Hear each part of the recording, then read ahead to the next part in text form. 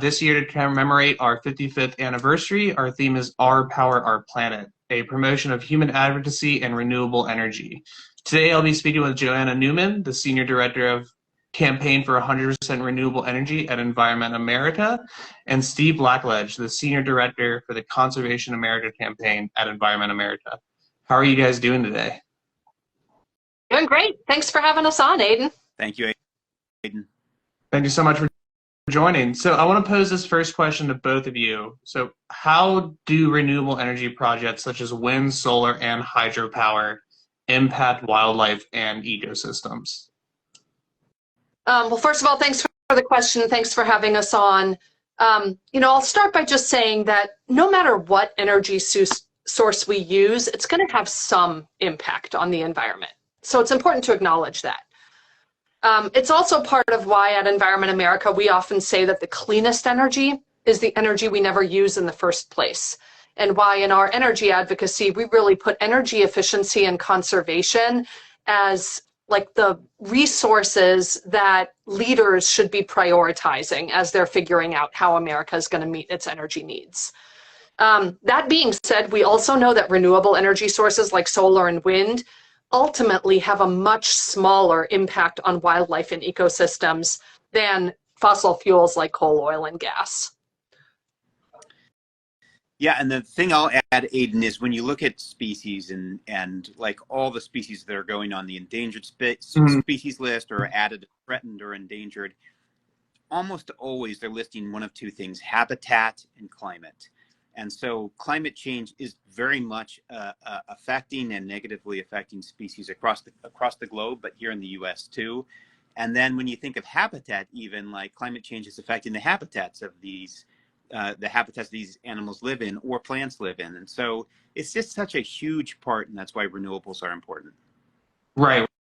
We're not living in this kind of echo chamber, this bubble almost, and species aren't either. So we're all part of this bigger thing. But as we transition away from fossil fuels to renewable energy, what are those major environmental concerns? And then what solutions and policies have we in place to address these concerns and reduce the negative impact on wildlife? And I want to put this to Steve, but then Johanna, if you got more to add, go for it. Yep, sounds good. Yeah, and let me just say that we have policies in place. So like everything has to be carefully cited, especially the bigger it is, the more it has to be carefully cited. So there's laws like the NEPA, the National Environmental Protection Act, and other state level ones as well to make sure that everything is done carefully. Let me also just follow up with what Johanna said, which is everything has some impact.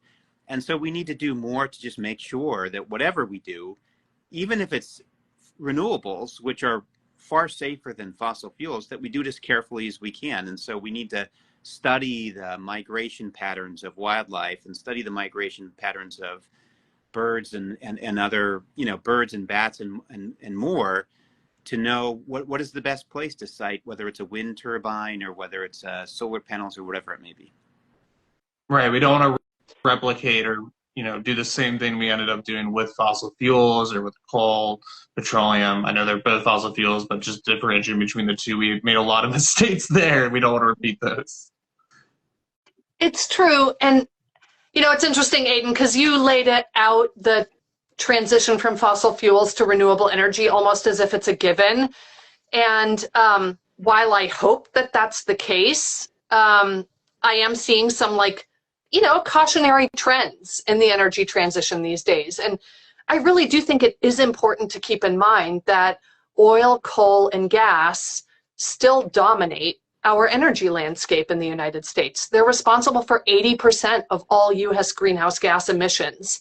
And with climate change being one of the biggest threats that wildlife is facing, one of the best ways we can protect wildlife is rapidly transition to renewable energy. And so we do need to make sure that we're not unintentionally slowing down the transition to renewables, because research really shows that even when you consider all the life cycle impacts of manufacturing and installing solar panels and wind turbines, that rapid transition to emission-free energy is going to result in a vastly cleaner, healthier, and more sustainable nation. And that includes for the wildlife and the other creatures that live here. So, you know, I think in the absence of that transition, many of these creatures have no hope. And so making sure we, you know, move quickly because we don't have much time. Can you build a little bit off of that and talk about what benefits renewable energy has for wildlife? Like, we hear a lot about the doom and gloom of the fossil fuel industry, but it'd be great to know how these projects can actually coexist with nature rather than, you know, we hear about windmills chopping up birds, or we hear about, you know, hydropower has its issues, but, you know, there's greater impacts from fossil fuels. Can you talk about the benefits of renewable energy for the wildlife? Sure, I can chime in here. So I guess, first of all, there are some really interesting examples of primarily utility scale solar projects and it leading to benefits for wildlife. So some of the examples I've seen is solar developers being really conscientious of making the fencing around their projects off the ground so that small mammals can still pass through that area unencumbered. Another really kind of example that I think is has tremendous potential is pollinator-friendly solar. So so there are a lot of large utility-scale solar projects that are being put on depleted farmland, and not only have studies shown that if you plant native pollinator-friendly species under those solar panels, it replenishes and restores the quality of the soil, but it also creates really important foraging area for native bumblebees, native bees, monarch butterflies, and other pollinators. And then it can also support bird species who, you know, prey on some of the insects and the small mammals that live in those meadow habitats. I'd say there are also some really interesting new developments around the installation of the panels themselves. So in the western part of the country, there's been a lot of concern about the impacts of solar developments on desert tortoises. And there is work that can be done to identify where the tortoises are and to protect them during the time of development that reduces the amount of, you know, impact that the installation process has on those vulnerable species. I do think it's important that we learn from the lessons of the past, but like I said before, I also think it's really important that we don't erect higher barriers for renewable energy than we erect for traditional energy infrastructure, because again, that threatens to slow down the transition at a time when we really need it to accelerate so that we can protect nature. Right, we want it to be safe, but we don't want to over-regulate in terms of stopping progress. Yeah. That's right, Aidan. And then let me just add on, and Johanna, you may have more to say about this too, but we can prioritize different types of, like, solar, for example. So we can prioritize solar in a built environment. So solar on homes, solar on the huge flat roofs of Walmarts and all sorts of superstores. Like, it's just begging, right? It's begging for solar. And the advantage of the multiple advantages of doing that are that it's a built environment. In other words, it's not in some pristine ecosystem. It's the roof, right?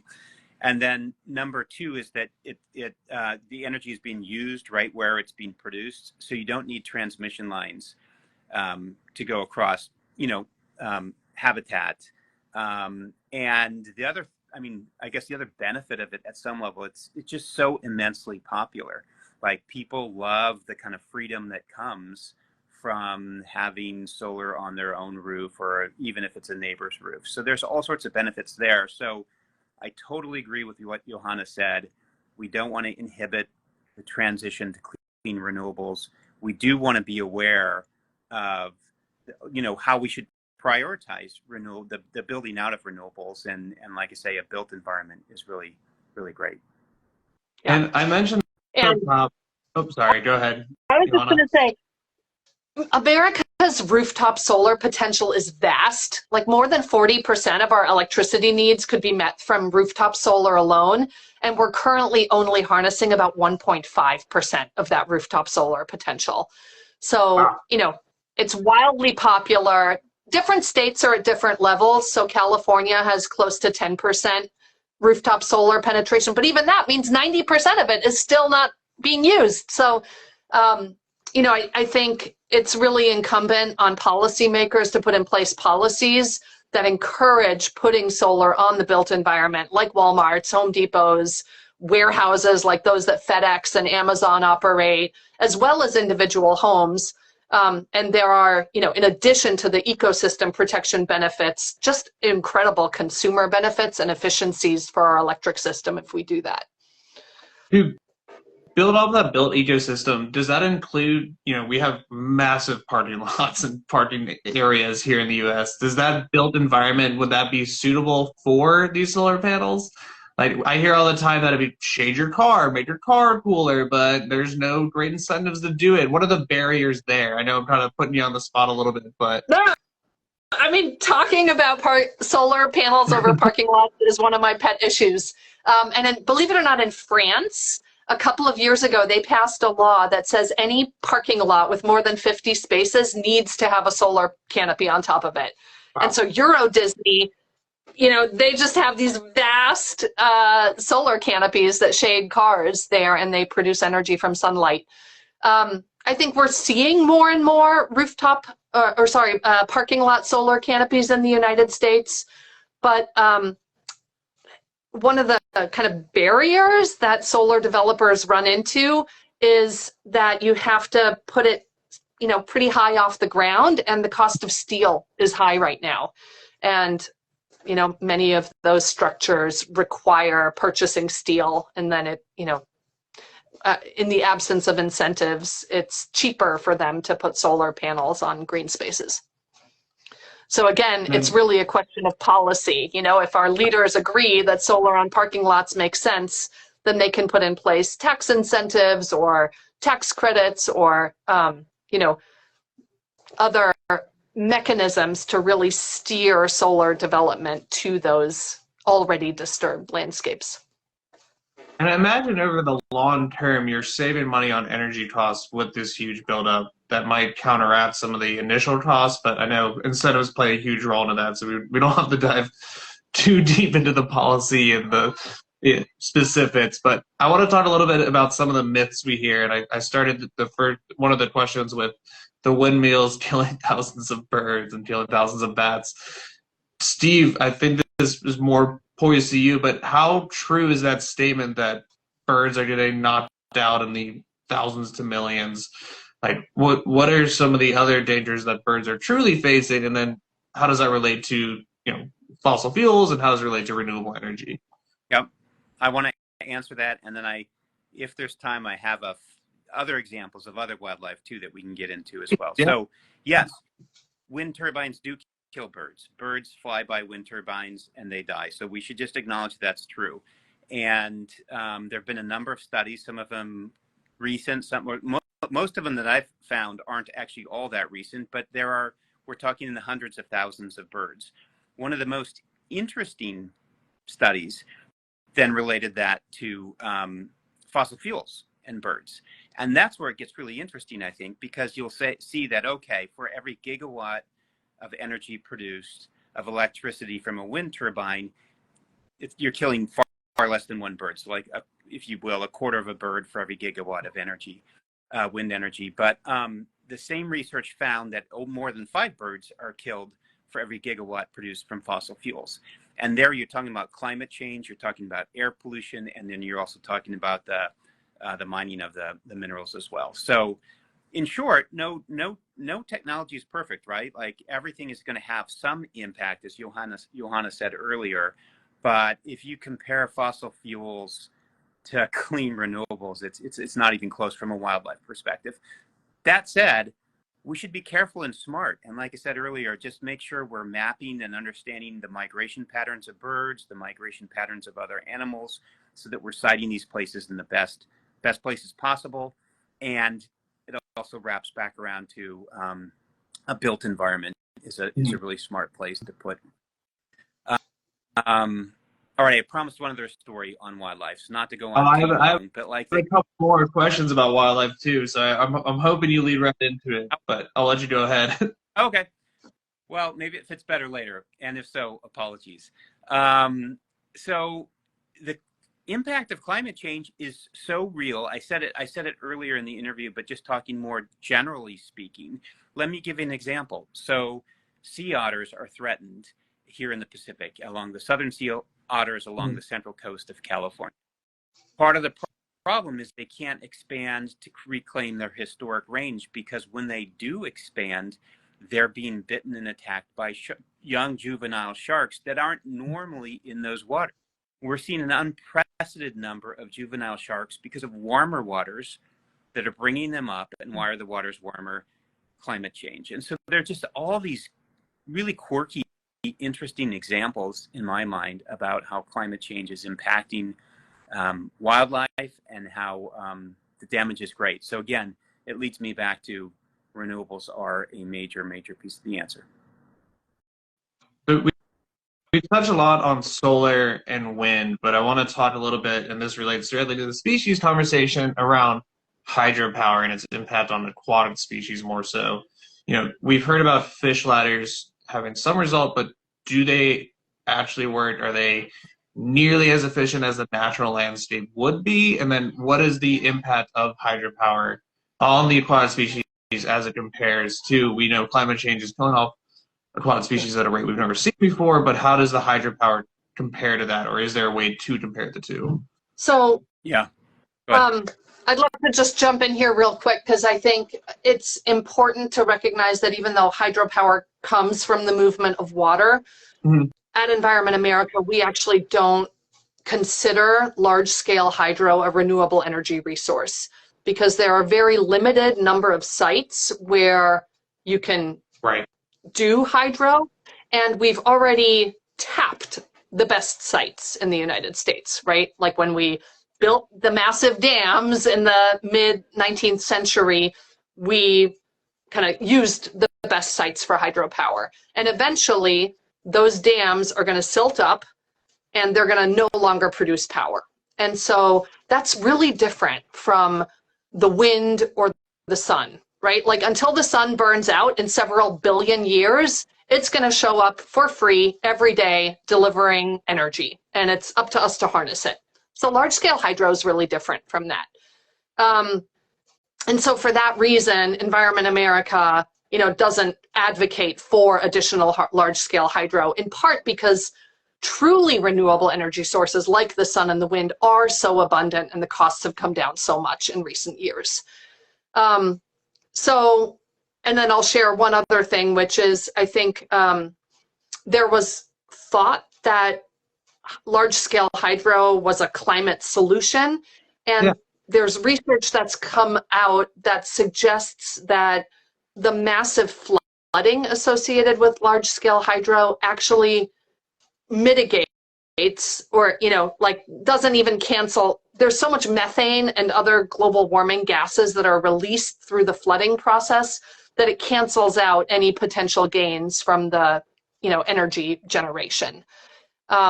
So anybody who tells you that large-scale hydro is like the solution moving forward, I think they need to do a serious fact check. Yeah. North of us on the Oregon-California border, 4 dams just came down, the Klamath dams that had been built decades ago. And the problem was that fish species weren't able to make their way upstream, and in particular, salmon wasn't able to make its way upstream. They tore them down. They considered fish ladders. It was going to be less effective and more expensive. And they decided, and these dams were old and weren't producing that much anyway, so they tore them down. People in the area were really celebrating, because within, I think, as I recall, within days, if not weeks, there were salmon seen, traversing and swimming the waters. And so people were super excited. Not just the people who lived in the area, they were excited, but just in California and beyond, people just really cared, like, oh, we're restoring nature. We're kind of undoing some of the damage that had been done. And then we're also pushing further along the Snake River, there are some dams that are making it hard for salmon to, again, traverse the river. And not only is that affecting salmon, which many of the salmon are on the endangered species list, but the orcas that live in Washington and northern Oregon are not, they're not getting the food they need because they eat almost exclusively or predominantly salmon. And so again, it was dams in that case that are leading these orcas to starve, and there's a big push and a lot of people looking at the idea of breaching those dams. Right. Once again, nothing's in a bubble. It's all connected in one way or another. Johanna, I want to pose, move away from species, unless Steve, you got a couple more species examples. But I want to move back a little bit more to the policy stuff. And what are your thoughts on the policies? Do you think these existing policies and regulations are sufficient to ensure that renewable energy development is carried out in an environmentally responsible way? And then why or why not? And then what are the fears for changes in those policies? Whew. This is we could go on all day about this. Yeah. So I think when you look at the energy policy that we have in the United States, there are definitely still gaps. So one of the key things, that I talked about was how, as we're building the energy system of the future, really our first fuel should be energy efficiency and conservation. And unfortunately, over the course of the past decade, we've seen utility companies chronically underinvest in energy efficiency measures. And that means we are producing more power than we really need to because we're wasting a lot of it through inefficient appliances, through air leaks in our homes that allow, warm air to get out in the winter and cold air to get out in the summer. And so refocusing on energy efficiency and conservation and making sure we're investing adequately in those programs is really critical. And that mostly happens at the state level. Secondly, at the federal level, we've seen in 2022 the passage of clean energy tax credits that have really turbocharged clean energy adoption in the United States. That is something to celebrate. And our hope is that those tax credits will stay in place with the incoming administration so that America can continue to harness its clean energy potential. That being said, there is still more that we need to do to encourage solar on the built environment. So places like California that had historically been leaders in rooftop solar recently took a step back. And a lot of other states are also penalizing solar owners when really they should be adequately compensating them for the clean energy that they're putting on the grid. So I think there's a lot of work to be done to continue to talk about the benefits that producing clean energy right on top of our homes and our churches and our businesses has on our communities. So that we can keep driving adoption and make sure that our policymakers understand that we, the American public, are hungry for these technologies and want them to value them accordingly. How do we make the energy efficiency conversation, and this is the term just using as a marketing, how do we make it sexy again? Because, these technologies like windmills, solar panels, hydro, it's cool. It's these new tech, but if I try to go to, I'm just using my father as an example and say, look, it's really cool and environmentally friendly if you use a new type of water heater. He's going to tell me, that's awesome. Okay. He doesn't want to continue the conversation, but how do we reframe the conversation around energy efficiency? How do we make it sexy again, I guess is the best way to frame it. I mean, there's nothing sexier than a caulk gun that's sealing air leaks, but no, I mean, all jest aside, there is really compelling research that's coming out now that burning fossil fuels directly in our homes leads to pretty serious health impacts. So cooking with gas in your kitchen leads to higher levels of carbon monoxide, sulfur dioxide, nitrogen oxides, and all of those are linked to premature death and serious respiratory problems and asthma. And I think as more and more of that research comes out, and as more and more doctors and nurses sound the alarm about burning fossil fuels in our homes, I think parents in particular will start to question whether that's a technology that they want in their home. And likewise, I think, energy costs are going up in the United States. And Right. a lot of electric technologies are inherently more efficient than ones that run on combusting fossil fuels. And so for folks who are looking at the long-term savings, it's clear that a heat pump water heater is going to cost less than a gas-fired water heater over the duration of the home.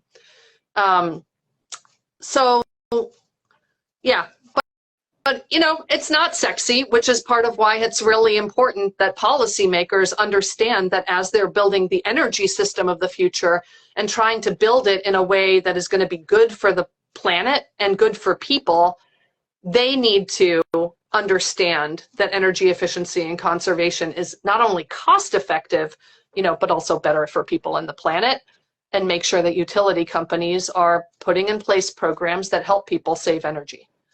And we can get out and talk about this too. Like, one of the most effective things that happens is people talk about their solar panels, which might be sexy, but they might also talk about their new water heater. They might talk about all this, like the power of just the human story, neighbors talking to neighbors about this stuff is really, really powerful. So for all the listeners here and elsewhere, we recommend, tell your story, because it inspires others and people will follow.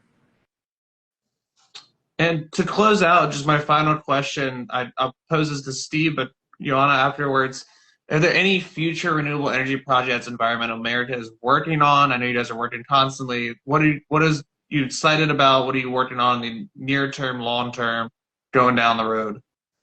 Yeah, I can go, but I'm going to answer a slightly different question and leave the renewable part to Johanna, which is, there's a lot of effort going into mapping and understanding the movements and migrations of wildlife. It's really cool. And once we know it, we can learn all sorts of things, like where to put wildlife bridges over roads or tunnels under roads, or where to start to conserve habitat because a certain species needs it along its migratory route, or where to restore wetlands because migratory ducks need landing spots along their way, or monarchs need milkweed along their way. All these great stories about just studying and understanding. And then as it relates to, and I'll turn it over to Johanna, the more we know that, the more that we can start to make sure that as we speed the transition to renewable energy, we do it in the smartest, best ways possible, and in the smartest locations possible. So that's kind of my input into this question that you asked, sorry. And then I'll turn it over to Johanna for the rest. Sounds great. Yeah, at Environment America, we really have a special place in our heart for rooftop solar. And so there are 4 big initiatives that we're working on right now to really help America reach its vast rooftop solar potential. The first is our Solar on Superstores project. And in that campaign and that effort, we're really working to get Walmart to commit to putting solar panels on all viable roofs and warehouses and parking lots by 2035. 9 out of 10 Americans lives within 10 miles of a Walmart, and they're the largest employer in the country. So if Walmart made this move, it could really be a game changer for rooftop solar on, strip malls and shopping centers all across the country. Secondarily, is the solar on warehouses work. So FedEx is one of the biggest shipping companies in the country and in the world, and they have thousands of acres of warehouse space. And they've committed to electrifying their fleet, and they've committed to ambitious climate goals, but they have not yet explicitly put out a rooftop solar commitment, and we think that they should. And then we are also doing quite a bit of work highlighting the benefits of solar on houses of worship. When houses of worship like churches or mosques or synagogues go solar, the members of those congregations start seeing what's possible and start seeing the benefits of what comes with local renewable energy generation. And so that is, I think, And with the clean energy tax credits that were recently passed by Congress, houses of worship are now able to take advantage of those tax credits and save 30% of the cost of their system. So we're going to continue to highlight just how much houses of worship are adopting renewable energy and telling those stories. And then last but not least is a project we like to call Solar Strong, which is an effort to make sure that fire stations and police stations and other first responders go solar, and that they couple that with energy storage so that during times of extreme weather or when the grid is down and we really need those emergency responders to be able to spring into action, they have electricity at their station and have backup power in the form of batteries so they can save that sunshine for later and keep serving the communities when they need it. Well, you two are doing absolutely fantastic work. I love working with Environment America, and I hope to talk to you all soon. But thank you so much. Enjoy the rest of your day. Thank you again for all the work you do, and I hope to stay in contact. Thanks for having us. Thanks, Aidan. Appreciate the opportunity. Take care.